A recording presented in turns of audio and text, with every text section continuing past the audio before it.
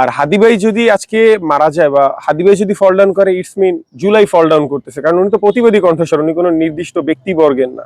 আজকে আমাদের মূল প্রতিপাদ্য বিষয় হচ্ছে ওসমান হাদি ভাইয়ের উপর হামলা। তো একটা জিনিস কি, যে ওসমান হাদি ভাই তো কোনো নির্দিষ্ট দলের না, সব রাজনৈতিক দলেরই সমালোচনা, গঠনমূলক সমালোচনা আসলে উনি করে।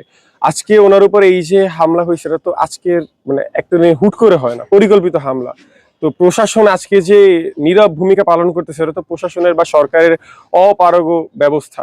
তাদের তো এই দায় অস্বীকার করার কোনো ওয়ে নেই। আর হাদি ভাই যদি আজকে মারা যায় বা হাদি ভাই যদি ফল ডাউন করে, it's mean July fall down করতেছে, কারণ উনি তো প্রতিবাদী কণ্ঠস্বর, উনি কোনো নির্দিষ্ট ব্যক্তিবর্গের না। তো কথা হচ্ছে যে আজকে যারা ওনার উপর হামলা করছে, এই জিনিসের সুষ্ঠু তদন্ত করা হোক, আনটিল হচ্ছে জুলাই আবার ব্যাক করব। আমরা যারা সাধারণ শিক্ষার্থী আছি, আমরা কখনোই এটা নীরব ভূমিকায় থাকবো না। কারণ তফসিল ঘোষণা হওয়ার পরপরই একজন এমপি ক্যান্ডিডেটের উপর হামলা, প্রশাসনের কাছে কোনো তথ্য নাই, আইন শৃঙ্খলা বাহিনী মানে নিশ্চুপ। এটা সত্যি অবাক করার মতো যে তারা এইরকম একটা বিষয়, সাসপেন্স বিষয়, তারা সম্পূর্ণ নিশ্চুপ।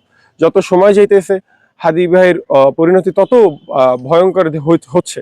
আমরা অবশ্যই চাই যে যারা এই ঘটনার সাথে যুক্ত, তাদেরকে অতি দ্রুত আইনের আওতায় আনা হোক, কারণ অপরাধী কোনো দলের, বর্ণের, গোষ্ঠীর হইতে পারে।